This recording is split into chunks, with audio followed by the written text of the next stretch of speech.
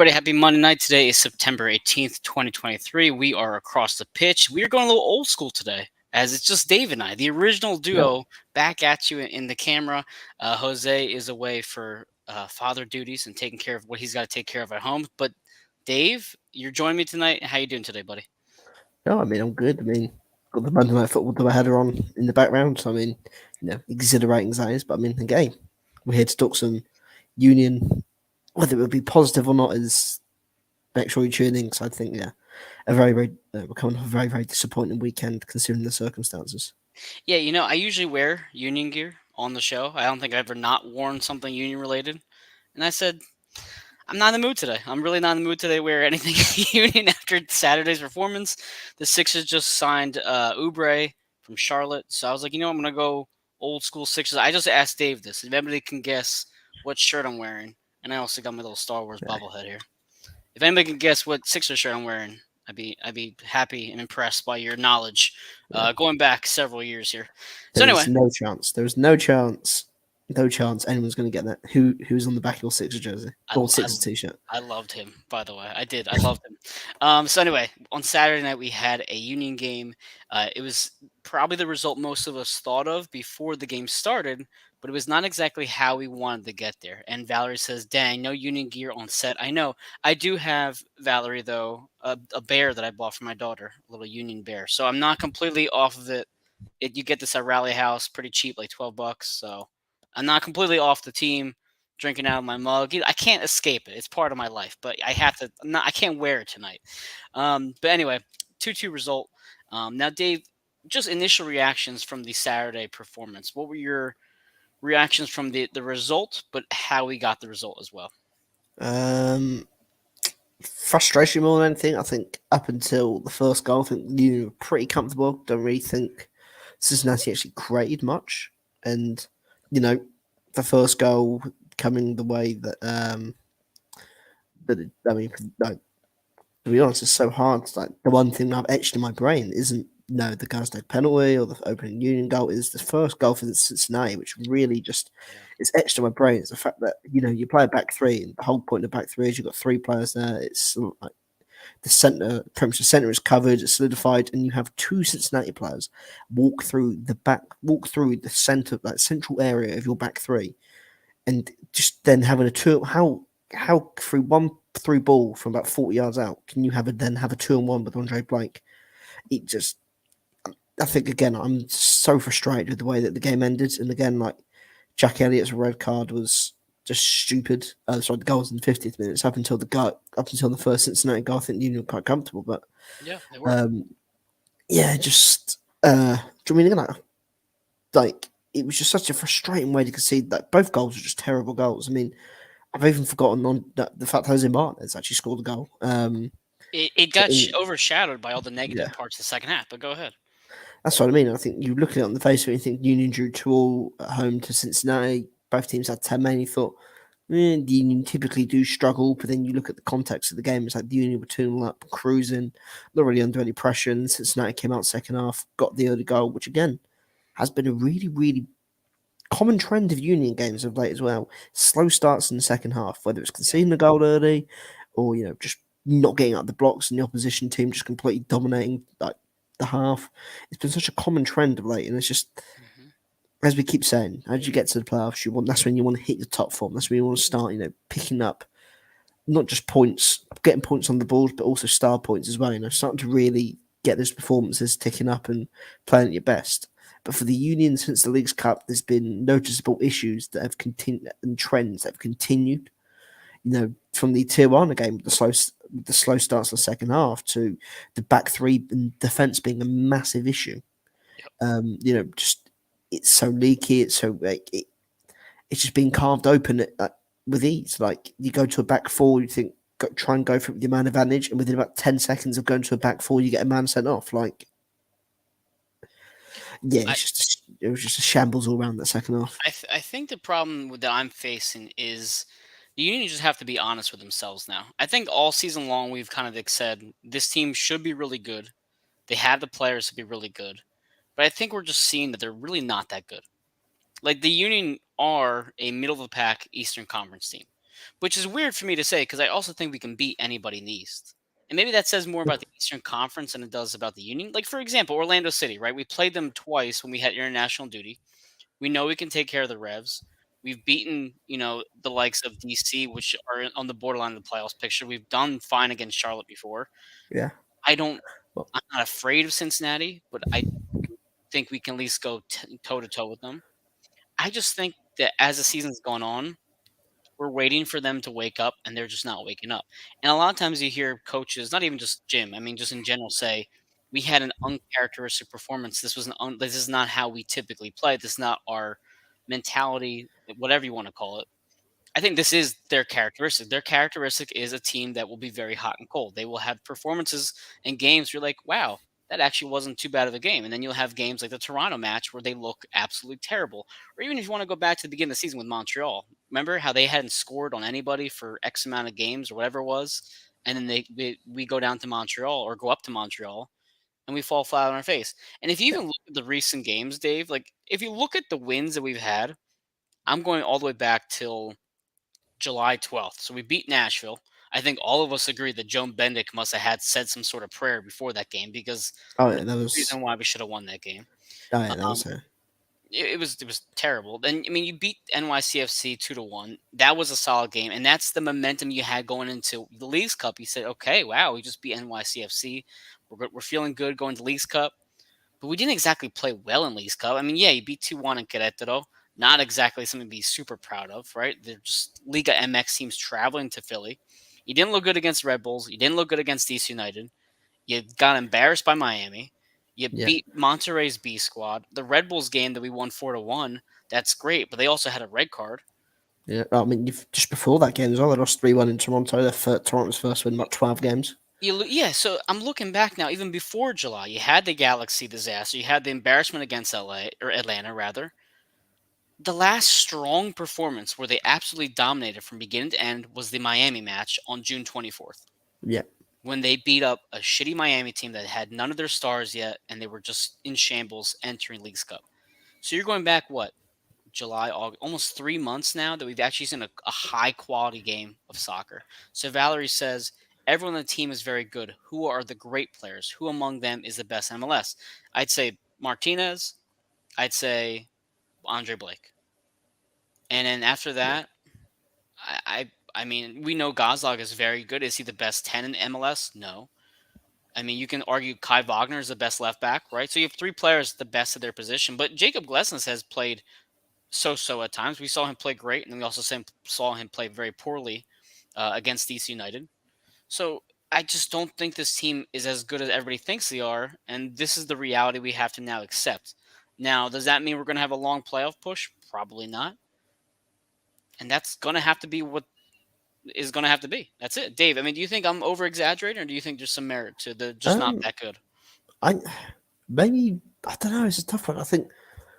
Apparently, but the annoying thing is, perhaps the not that good claim. It's just we've seen them be great. Like last year, they were the best team in the MLS over the course of the regular season. I don't care that LAFC won more games and the Union had the better goal difference, lost less games, accumulated the same amount of points, and they were beating teams 5-0, 6-0, 7-0 on a weekly basis. We've seen that this team can do that, and again, as we have alluded to so often this season, they've kept a lot of the roster. And again, is that perhaps is the lack of changes within the team or the lack of an upgrade, perhaps the reason why that's happened. But perhaps the team has tailed off a bit. Maybe, who knows? Maybe the team's peaked and we're all sort of refusing to realise it. But again, like we've seen Jacob Glasner reigning the MLS Defender of the Year. We know how good he is. Has again, as you said, been so sad this year. He's had some very poor performances. Jack Elliott's had like in comparison to the standards that Jack Elliott has set for this team, he's fallen off a Yeah. cliff this year. Like Damien Lowe, again, another very, very capable and at times reliable centre half. He struggled since coming back in during the League's Cup. He's been a focal point of some of the issues when playing with the back three. I mean, let's talk about Low. You want to talk about Low? The two goals we saw against Cincinnati can both fall on Low to some No, and extent, right? Low and Elliott, I think. Low and Low, Elliott. Low, Elliott, and Carranza. If you look at the first goal, you have I think it was Vasquez who gets the ball. Elliott is in somewhat of a position to defend him, but Low comes out of nowhere, completely leaves Kai on an island with I can't remember the guy's name right now. Um, and it was such a poor miscommunication between those two teams. And then you see Carranza's like shitty pass to Harriel. Lowe kind of falls asleep and lets Vasquez run behind him. Yeah. So and it's not the only two goals. He's been the reason why they've scored on us. You can probably count another 4 or 5 this season where you said how Damian probably could have played better. Look at the Miami game, for example. He played awful against Miami. Yeah. So, but go ahead. I didn't mean to cut you off. Just No, it's Damian fine. Lowe's, I know, yeah, like Lowe's been so this year. Again, he's been great at times, but again, he's been so that back when playing with the back three. We've talked about how great the back three has been, but defensively, typically when playing with the back three, you should be more solid. You got more defenders in there. You're a bit more compact. The Union look less compact. The games are more stretched. Again, like yeah, sorry, I just got off a bit of attention. But again, Jim prides himself, and he always says his team isn't built for games where it's stretched. The games are so stretched at the moment. So end to end, the games are so stretched. The back five is just all a calamity all over the place. But again, it's just so frustrating. It's so for for the second goal as well. Like, where are people busting their gut to get back and try and rectify the mistake? Carranza gives the ball away and stands there. Nate Harriel just watches the ball go past him and just stands there, and they just watch. I think I'm trying to think who set up Vasquez for the goal, but they just literally watched. I'm trying to think of his name now. I set up is it Vasquez for the goal. Coda or I whatever think his it name? might have Yeah, been Kubo, yes, or yeah, Kubo. Kubo. And in Yeah, fact, yeah, Kubo set up this. What's it called? Kubo set up the first goal, I believe. But then first I goal. don't. That's right. I think whoever put the ball in for the might have been Kubo actually, but whoever put the ball in for the second goal in this, everyone just watched him run into the box, and then the Union again was stretched, and Vasquez give him a chance, and he'll take it. Yeah. Yeah, He it's didn't need just much of some a chance. He didn't get a no, really good shot on that ball. It just kind of no, chipped over. Lowe actually got a foot on it. yeah, Barely, and it kind of chips over Blake. But I think on top, not even just the fact that they're having these mental miscues, is that they just don't have it in them to finish off these games. And if you want to look at the season two compared to last season, last year we didn't have as many games, so you just wonder if this is they just don't have it in them right now. They had a long season last year that went obviously to the MLS Cup. You've been playing more games already than did all of 2022. I just don't know if they have the energy to finish these games off because when that halftime whistle blew, I was very happy. I was like, this is going to be the best win of the year, yeah. easily. It's going to be great. It's going to be 2-0. Maybe you win 2-1 or 3-1, whatever. And I remember what Kai Wagner said after the Red Bulls match where they beat him 4-1. He said that was the best win of the season. I said, no, this is going to be the best win of the season because even if Cincinnati was missing Acosta, they still are extremely deep. They are still very talented. They're still the best team in MLS who play you pretty damn good too. On top of that, and as soon as that first goal went in what was it, the 49th, 50th minute, I said, well, that's it. I mean, they just don't have it in them. You could, and the Cincinnati had scored shortly after, but it was ruled offside. So the Union were just they fell asleep. That's it. They just fell asleep, and it was so frustrating. Now, Dave, I think did you had mentioned that they were going to win, or did you say they were going to draw I think I said beforehand? 1-1 draw Okay, I'm for the trying to game. I find that. just I'm trying to find that paper that we wrote where we had put all those numbers down. I freaking lost it probably since the last time I wrote them down. I thought draw too. I didn't think they were going to beat them, but now it's obviously more disappointing. But the bigger issue now is going to Cincinnati or going to Charlotte rather. We go there on Wednesday night. We don't know yet where Jose Martinez stands. Right? yeah, Oh, obviously Dave going off did injured. say it was 1-1. So you did call a draw, Dave. So there you go. I say, So you're going to Charlotte. You don't have Jose Martinez. He did have a back injury. Maybe he comes back. It depends on what Jim Curtin says in the press conference, which means you're going to have to rely on Bueno. I know Bedoya is back after the suspension. So what are your feelings now going into Charlotte? And how do you think this lineup is going to look against Charlotte, knowing we have LAFC again on Saturday? um, Charlotte game. I think had the Union won at the weekend. I think for the Charlotte game they could have perhaps been a bit more experimental and changed things around. But now you're coming off another draw. You're fourth in the Eastern Conference. Yeah. Ideally, as we keep saying, you want to claim that second place and try and hope that the common trend of the first seed getting the East getting eliminated in the first round or second round, which then gives you the home playoff advantage. Yeah, that's where you want to be. You want to be in that second seed, and of course, Miami I think, are playing as well, which will be interesting and could be an opponent for the Union late in the stretch. But I think Jim's going Yep. to have to go with the full strength team now. Or what he has available to him. So I imagine Bedoya will play. I imagine he'll probably stick with the back five. Do you really think he goes back five again? Uh, Because even in the presser, he said the formation can work. It just seems to be kind of on a funk right now. Or do you yeah, think they go? so Or do you think go four in the back? well, they might go four. Actually, obviously, Bedoya's back, isn't it? So maybe they might go with the four at the back. Obviously, actually, they'll have to, wouldn't they? Because Jack Elliott's suspended, so they'll have to go to a four at the back. So Elliott's obviously out with suspension with the red card that he picked up. That's right. So yeah, I imagine Jim will go strongest possible starting 11 really, because they haven't got any other options. But again, that comes with um, perhaps a reluctance to rotate the squad earlier in the season, which might be a cause for the injuries and stuff being picked up now. Could be a cause perhaps for the leggy performances and the struggles that the team has suffered. Um, So yeah, as of late. if you look at the table right now, there's two things to keep in mind here. So for one, the Union are in fourth place, like you mentioned. Cincinnati has 58, Orlando has 50, New England has 48, the Union have 47. The biggest thing for us right here is the fact that Charlotte sits in 11th spot. They are 32 points. They are 3 points behind DC United for the ninth and final playoff spot. DC United on Wednesday also play, and they host Atlanta, who have won 3 out of the last 5 games. They drew 2 matches ago. They've only lost 1 in the last 5. So Atlanta's playing pretty decently. They get to go to DC United and face off against them. So if you're looking at it from Charlotte perspective, you're thinking the Union are coming to us. They're not playing that well. Even if we hold them to a draw, there is a good chance that Atlanta pulls off the win, and we still continue to climb inch by inch. I mean, I'm not going into Charlotte feeling confident at all. In my No, opinion, we saw what happened last year. We had the better team last year, and we got embarrassed last year in Charlotte. yeah, So killed. if you look at the lineup in terms of the formation, you're probably going to go Olivier, Glesnes, Lowe, Kai, Bedoya, McGlynn, Bueno, Gazdag. Now the question is up top. Do you try to give Baribo a start and save Ua and Carranza for LAFC? Um, could see Bariba starting maybe. I think probably it could be a Baribo and Carranza starting two up front, and maybe, yeah, as you said, Ua.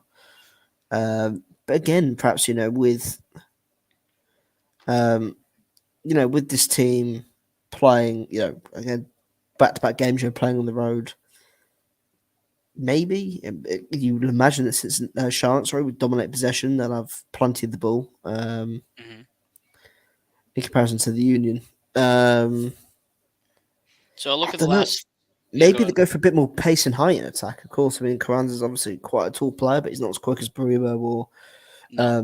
Mikel Uar, and they're both obviously. I think Uar and Baribo are both probably around 6 foot plus. So again, perhaps they might go with the height and the height and pace combination of the two, and try and catch them on the break with long balls forward, balls down the channel, and with a bit of height to contest with the centre halves, maybe, unless Jim really blows things up and goes with the Christmas tree or something. I really hope not. And by the way, Pat Bernard from Edge Affiliate Sports says, "What's up, guys? Appreciate it." It was good seeing you, by the way, Saturday, Pat. And he says, "What's the excuse for the Union taking their foot off the gas on Saturday? Cincinnati didn't have their best player." I listen, Pat. You're preaching to the choir because they've been doing this all season long. Listen, we were joking around last week. Jillian Almany from the one team we agree on, had said we have to throttle them, right? The problem is the Union don't know how to throttle anybody, and that's going to go to a Sixers point, Dave. And bring up the Sixers Oh point in no. a minute. Yeah, no, we're going to bring up a Sixers point here. James says I'm new here. James, thanks for Yeah, joining us. Appreciate welcome. it. Um, so the taking the foot off the gas, killer mentality reminds me of the Sixers with Brett Brown. So I know, Dave, you were probably just starting to watch the Sixers at that time. I know you had mentioned, by the way, for those people who don't know yet what Sixers jersey I'm wearing, you better keep guessing because I'm waiting for somebody to step up who knows the Sixers as well as I do. So they would get these leads late in games and they would blow them constantly. Same with Doc Yeah. Rivers. You would get these leads and you would blow them constantly. And you were talking about like 25-point leads, 20-point leads. And they just could not close it out. And people had said, the Philadelphia 76ers were so used to losing all the time. They were so used to just choking games away on purpose. They did not have a winning mentality. So those players who kind of transition out of the process just couldn't lead a team to the finish line. Same with Brett Brown. He didn't know how to lead a team to the finish line because he never had to lead a team to the finish line. They just stopped at the three-quarter pole.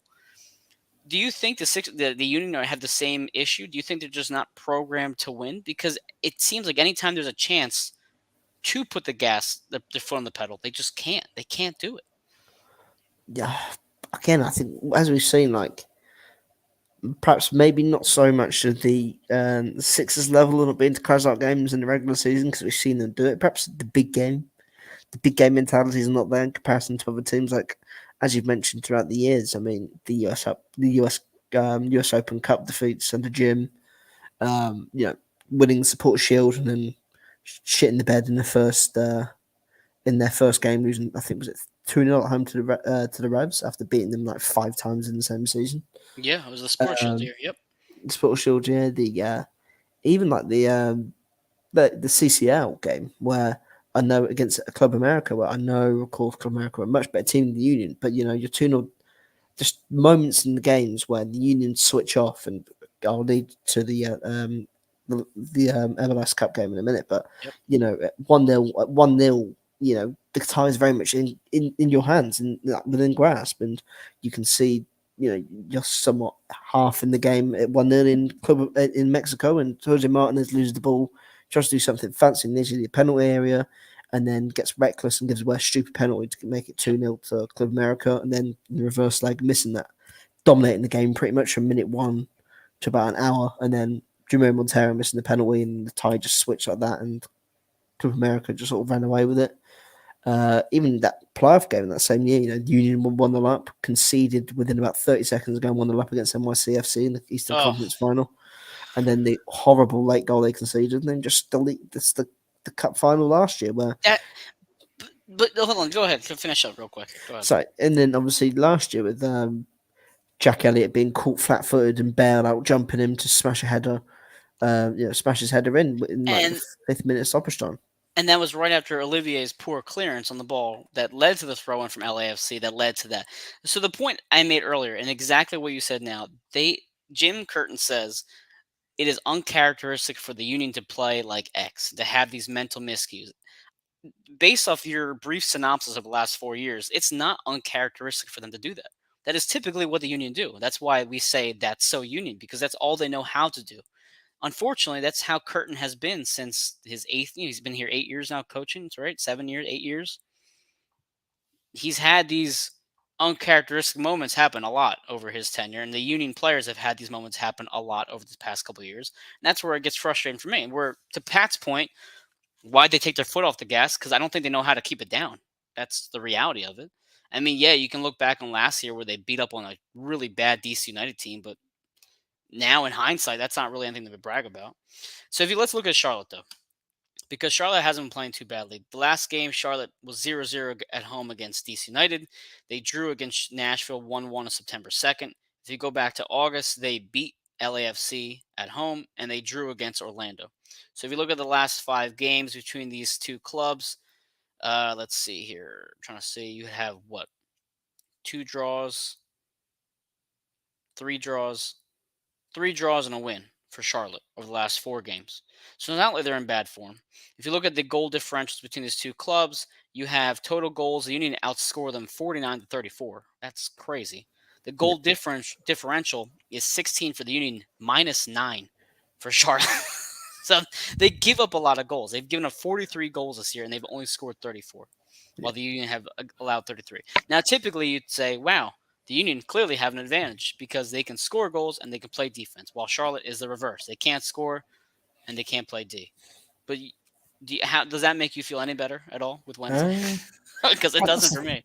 That's the thing, though, isn't it? Like, on paper, this Union team is, again, but like we saw it last year, the highest scorers and the best defence in the league. I think at one point they were on course to have the best defence in MLS history. I don't know if they ever got there or not, but like, yeah, I think they were tied with differential. They were up there, but as you sort of said, like on paper they should, but again, the Union this season have proven in games where they should have the dominance and be in charge, and they haven't been able to capitalise on it. They haven't. Like Montreal, they should have closed the game out of Montreal, so they did 2 terrible goals. Hmm. Um, do you know what I mean? Like games just like that, even like LAFC just being so poor defensively there. Going back to Saturday night against Cincinnati, conceding those two really poor goals. Like as I as I keep alluding to, was on paper the Union should be probably about where they are at the moment. They should be up and around competing for that top spot in the Well, the Eastern Conference. But I mean, they are. If you win a game, you're tied for second. exactly, but it's And, just like but sorry, it it's doesn't just feel like it though. But go no. ahead. Perhaps that's just the standards that this team has set over the last few years. You know, they've always been first or second, and perhaps we are. I don't know. I mean, perhaps we are being spoiled with how good with how good we've had it since, Hmm. since the COVID year, and with the support shield, that good run in the MLS's back cup tournament. No, perhaps we have been spoiled, but I think again, but that the expectations are high. But I think having seen what this team can achieve, what this team can do, the expectations should be high. Like as you sort of alluded to, Andre Blake's the best goalkeeper in the MLS. Hmm. Jacob Glesner was the best player in Best center back. but best centre back. Sorry, best player in his position last season at centre half. Yep. Kai Wagner's the best left back in the MLS. Jose Martinez is one of the best sixers in the MLS. Gazdag has been one of the most consistent attacking threats in the league since he joined the Union. Well, what was it? I think him and Acosta both have double-digit goals and assists, and I think that's it. Exactly. So I mean, the numbers are there. But go No. ahead. But like as you said, the numbers are there. But like you just look at the drop off from last season again. As we mentioned, Glasner has been so well being the best player at his position. Like Andre has been struggling with some injury issues. He's been in and out a bit. Kai Wagner, again, like, he's still a great player, but his delivery and set pieces haven't been very good this year. As we sort of alluded to, I think he had like 13 or 14 assists Well, in the league. It's about three this season. Like, but again, like it's not just a case of like him putting in set pieces, free kicks, and corners, and we're not creating chances. Or they're not just end up in goals, but he's not creating chances. He's struggling to beat the first man at times. His set you know, pieces like going straight into the hands of the goalkeeper, that haven't been as threatening. And even his crossing hasn't been as threatening this year. Like he's perhaps dropped down the net. defensively, they're pretty good against set pieces. I remember, I think Danny said they're one of the best in the league in terms of goals against set pieces. Also, I feel like we haven't really highlighted this enough. I know I had mentioned earlier in the year that I thought this player was going to have a a breakout season, if not a good season.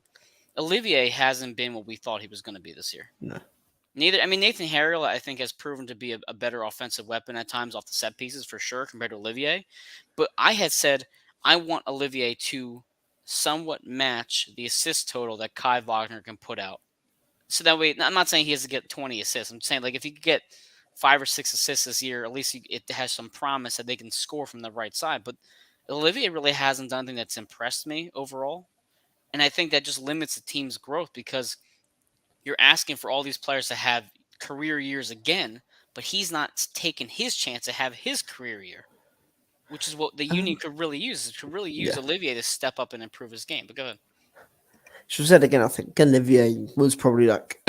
Again, look when he broke into the team 2.5 years ago. He was such a great threat going forward, getting beyond his man, putting cross into the box.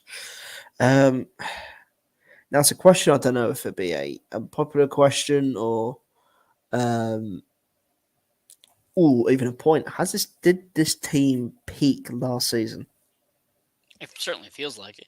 I mean, and granted, Right. the injuries don't help either. I mean, it's hard I to agree. play guys when you know Daniel has some sort of knee issue right now. Michael Uwa feels like he limps off the field every other game. And he did on Saturday. These players are banged up too. So yeah, you could Yeah. argue that they peaked last year. Now they're on the decline, but you also have to factor in everything else that comes into it. But it's just like the mistake, and you sort of said, but then you look at like the early season stuff as well, like the mistakes the team was making, like you just didn't see that last year. Like you didn't see some of the sloppiness that this team had possessed at times. Like looking at some of the games, like the 2-0 loss to Miami. Um, I want to read this comment. but Sean says, "If you want to use a foot on off the gas analogy with his team, this car's missing some parts." That's a good point. It's you can put it on the gas all you want. It just is missing a tire or two. yeah, That's a good point. Go ahead, Dave. but like again, it just feels like again like you weren't getting this last season. Like No. perhaps again we are really sport for how good this team, for how good this team is. But like look at the stretch of games, of course, like. to start the season. You beat Columbus, you lose away at Miami, you just about scrape a home win against Chicago, lose in Montreal, lose at home to Orlando, draw a game you should be winning against Sporting Kansas City. Draw in Chicago, like That Kansas City game that we drew early on was terrible.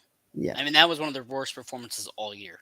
And the weather was terrible too. I think that was a yeah. storm game, if I remember correctly. But go ahead. But it's like even again against teams like DC United where they have had their number, like again you're expecting DC United to come up more, but just to be, of course, I know William Rooney said they outplayed the Union. I wouldn't say they outplayed them, but DC United were definitely the better team when they came to Subaru Park.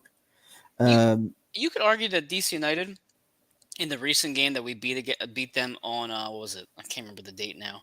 It was a the few weeks ago. 26th of August. The Union won 3-1. Okay, Yeah, the score is misleading for how the game actually went. yeah, It was a poor mistake early on. They made it 1-0. Then you had a penalty kick from. It was a nice ball to Julian in the box. It was well set up. They still gave up a penalty kick because Miller took out Carranza. But DC United, after Martinez left the match, was the better team, and they should have scored 2 goals at least. I could have easily seen that game be 3-2, and then instead of saying, "Hey, I beat them 3-1, we kicked their ass. It's our house in DC," you would say, "Wow, they barely scraped by against a team that you had a 2-0 lead on." That's what should have been the story. They just didn't finish their goals. That's besides the point. But I look at it from a different perspective. Maybe I'm just negative. I don't know. Um, but if you want to look at the Charlotte match real quick again from before the earlier in the season, Dave. So when we played against Charlotte back in April, no, back in May, I'm sorry, back in May. Here's the lineup we went with. It was a 1-0 win. It was an own goal by Kalina in the 70th minute. Remember, we thought Gazdag had scored open play, but it was an own goal. The lineup you went with was Carranza, Ua, Gazdag. You went three in the back with Lowe, Ellie, Glesnes, and then the four in front of them was Wagner, Flock, Martinez, and Olivier. And that was when your boy Leon Flock was really coming into his own because him and Martinez were doing very well together in that double pivot in front of the back yeah. three. And then unfortunately, Flock's had some recent injuries. The subs that match were Nathan Harrell for Gazdag, Bueno for Carranza, Donovan for Ua.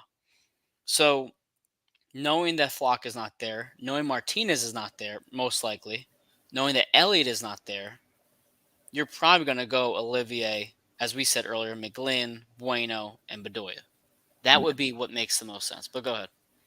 Um, no, I was just going to say that again. That probably is the most likely scenario with the thought at the back. I completely forgot Elliot been sent off for stupid, stupid yellow card. But I was just thinking, like, looking at late early games in the season, right, road games. I genuinely feel like one of the best performances this team has had this season was the road game in San Jose.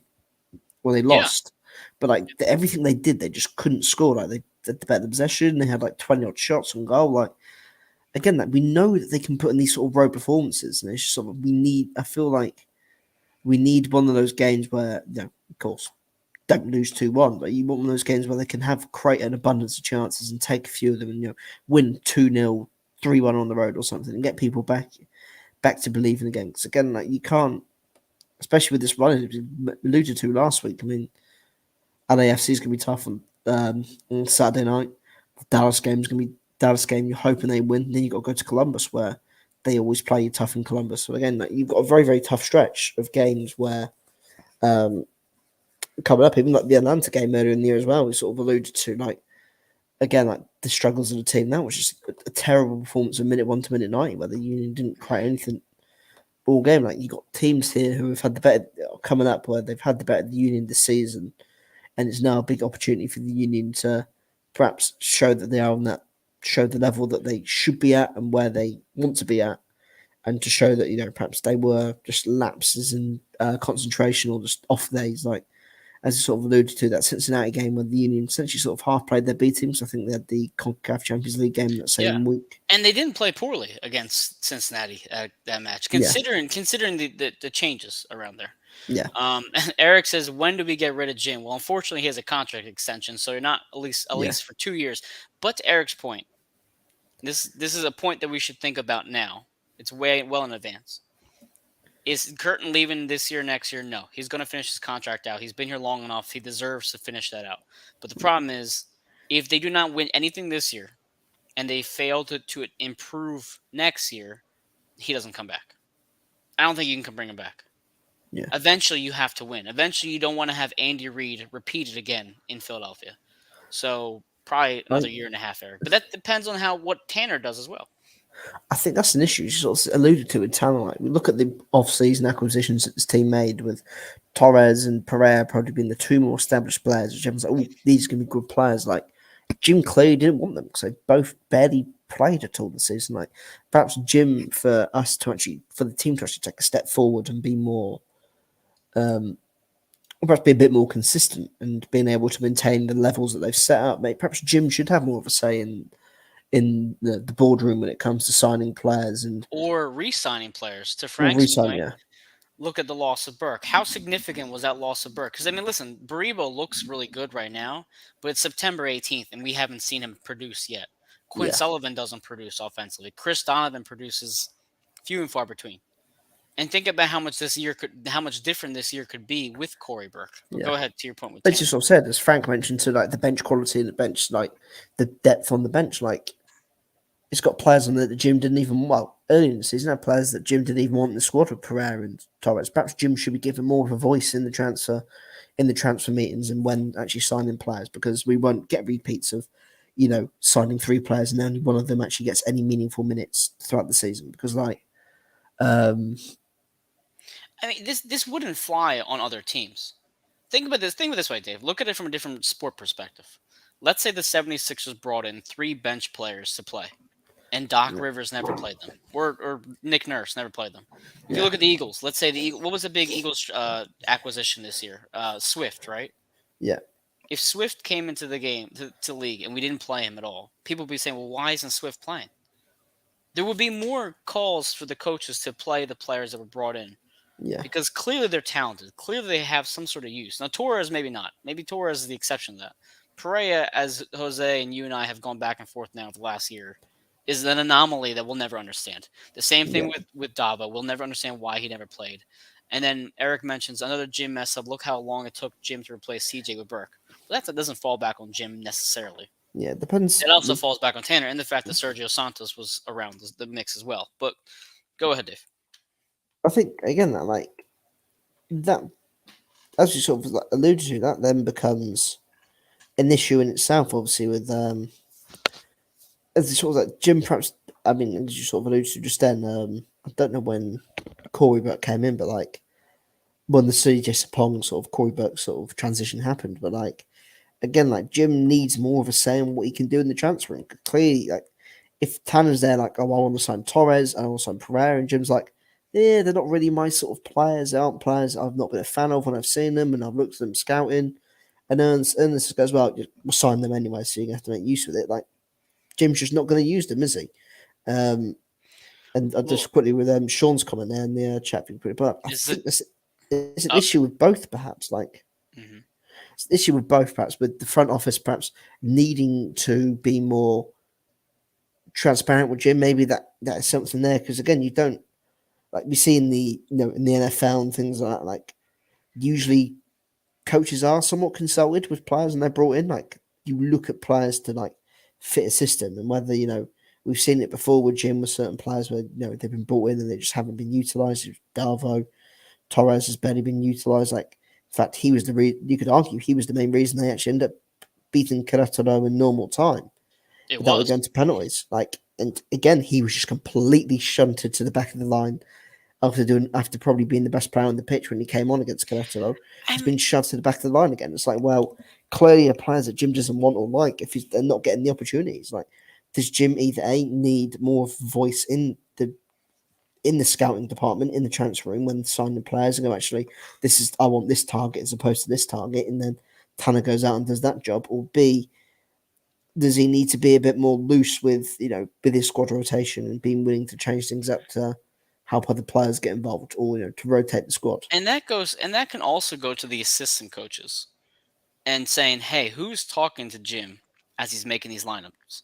Who is consulting him during the game saying, "Hey, we need a sub. How about this idea?" What's the conversation like when it comes to managing a game? Like for example, Andy Reid, right? Because I feel like I compare Jim to Andy Reid a lot now, and I don't mean to. It just I feel like their careers as coaches seem to kind of mirror each other a bit. Um, but how many times did we see Andy have 15 plays that he was set with to start a game, and it would work great or wouldn't, whatever. He would just kind of force it. And then how many times did you see him get away from the run? How many times did we were calling for Westbrook to run the ball, and he just didn't? And at one point, you think, why isn't some coach yelling in his ear, "You have to run the ball"? I mean, look at what happened with the Eagles on Thursday night. On Thursday night, the Eagles tried to get cute early on. It was not working at all. And they realized, hey, if I run the ball, I can just run it down their throat and I can win this game by running Yeah. the ball. And that's what happened. It sometimes feels like if it's Jim or the coaching staff, they have this set plan and they don't adjust accordingly after the fact, which is what we saw against Atlanta when they had that crappy lineup. It's even what we saw. I had somebody comment on Facebook on my article, and they said when the second half opened up, why didn't they just go to the diamond and kind of be a little bit more defensive when you're up 2-0? Now, do I agree with that 100%? Not necessarily, but the point being is you could have made some adjustments at the half to ensure that what happened in the second half didn't happen. Yeah. So, Frank's comment real quick. With all the games played already, the lack of bench quality and playoff platform, best of three, the Union will struggle, in my opinion. While the starters are top class, I think they will be gassed, which is a great point. And it's not just the Union, Frank, or everybody who's listening. It's not just the Union. For all these players who have made deep runs in League Cup, who are making deep runs in Open Cup, to then play a best out of three in November, October, it's freezing out. It's not going to be any easier. You're going to see other teams having these issues, and it's just poor for the game. It's just not good for the game. It's the same reason why the NFL is now having the conversation about getting the turf off these fields. It's the same reason why they got rid of that third preseason game. It just, you have to eventually think of the product that you're putting out there. Ultimately, this is not just a game. This is entertainment, and you want to be entertained with the best possible players at the fullest capacity. And right now, MLS is possibly run into the issue of they're going to get to November and half of these players are going to be exhausted. But again, it's the League's Cup and the new ridiculous player format where honestly it probably would be laughed at if you told someone about it anywhere else. You play your playing game, you have playing games, and then when you have playing games, you have a best of three series to open things up as well, which like you'd be laughed at. It just is, again, it's not great for the growth of the game, and you sort of have to look at it and think. Does the whole process of the League's Cup and this whole stupid new playoff system, has that been an Apple influence? Is that something that Sure. Apple has influenced to perhaps make their content feel more valued than it is? Like, because again, like, great, you're shunting in more games into a season, like that's great, but you still haven't even fixed the way that your app and website works properly, where the games don't get spoiled. Like, do you know what I mean? Like, I fell asleep during the at that halftime with the MLS Cup, and I was like, I think there was obviously 1-0, and I thought, okay, I'll wait. I woke up, okay, I'll watch the second half now and see what happened. But the first thing I see when I go on the website is Messi lifting the trophy. It's like, well, okay, then I'm not going to bother watching it because I know what happened. I'll watch the highlights or whatever, or go on YouTube and watch it instead. I'll use another platform to see what happened, because I'm not going to sit there and watch the full rest of the game now that I know. Like, but again, like, it's just a frustrating, very, very frustrating sort of system that's going up. And again, as you sort of said, like, you can't imagine winning 6-0 like your first game of the playoffs at home, and then going on to lose the next two. Like, you'd feel so wronged in the It fact, just like, go ahead. Go ahead. sorry, just you feel so wrong. Like, imagine winning like 6-0 and then you still somehow get eliminated in the next two games. Like, it was just ridiculous. It devalues the regular season. That's a problem. The new playoff picture devalues the regular season to the point where you can take games off because 9 out of the 13 teams make it, and they're all within striking distance. In reality, in the East, only Toronto is really out of it. I mean, Miami can still probably make a push just because they have Messi, but it just devalues the games. And even now, the Leagues Cup and Open Cup, and you can argue Open Cup, it devalues the regular season a little bit. Yeah, Whereas last year, at least you knew half of them you're not going to make it, and it's going to be better overall for the product. Eric says this is why Man City wins. Their bench is deep with talent. Our bench has Bedoya, who couldn't last 20 minutes, let alone 90.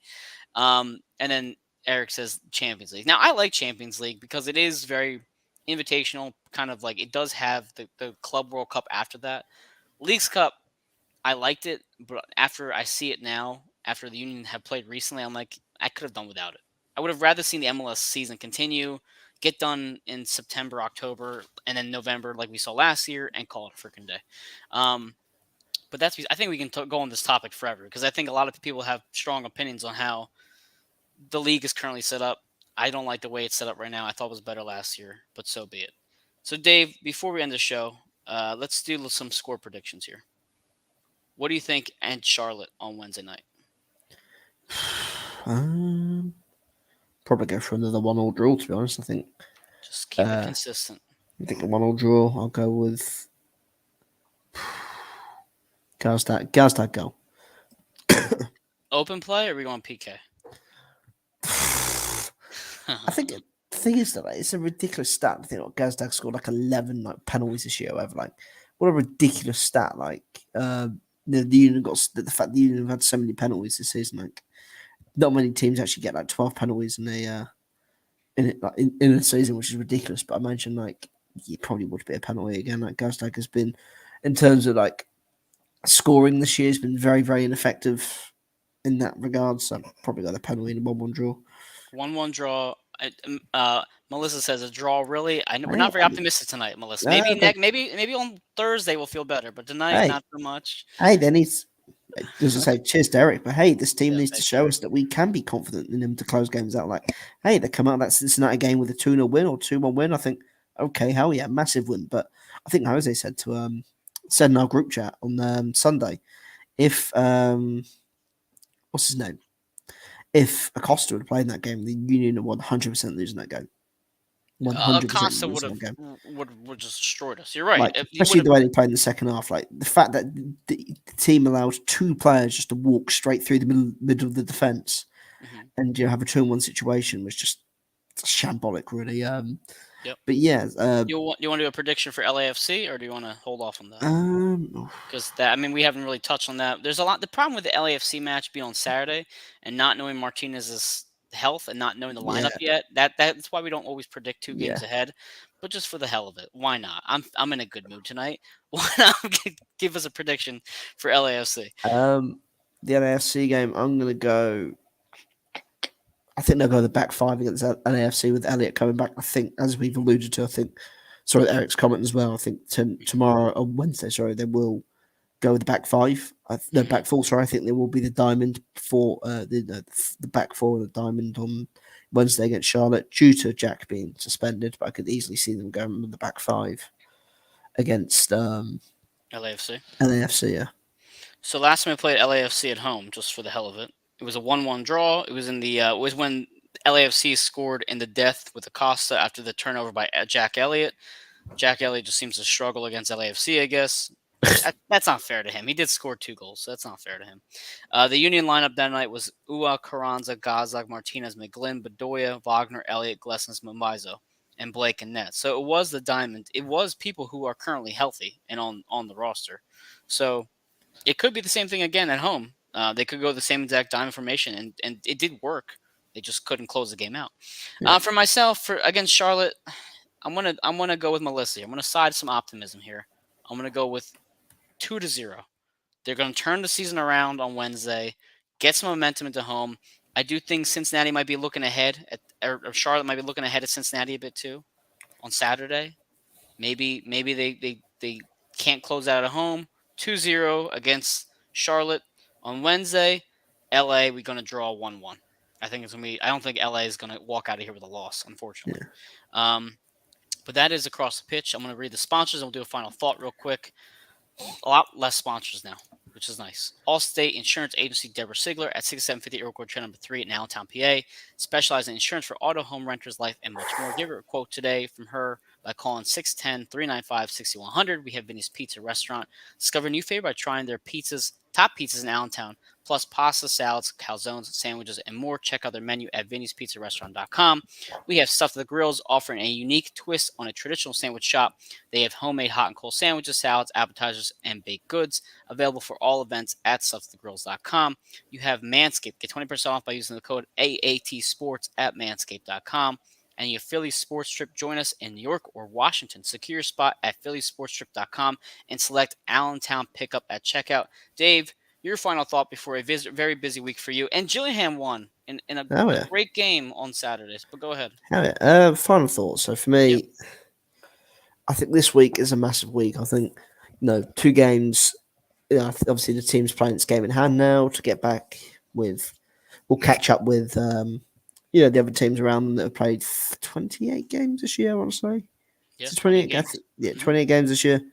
Um, so yeah, like it's it'd be a massive opportunity if the team could win and get up to 50 points. At the moment, I just don't see it happening. A draw, though, I think takes them up to second. Again, like there's so much to play for. I think, with Decker finishes low at 6th, so I think a win would be massive for them. But again, it's just a massive stretch this season now where, as I said at the start of the show, you need to start, not just picking up the results, but also picking up some star points along the way and starting to show like that you can be a threat in this playoffs. But again, as this team has shown on their own this season with its inconsistencies, whether they're going to get it or not is a different story.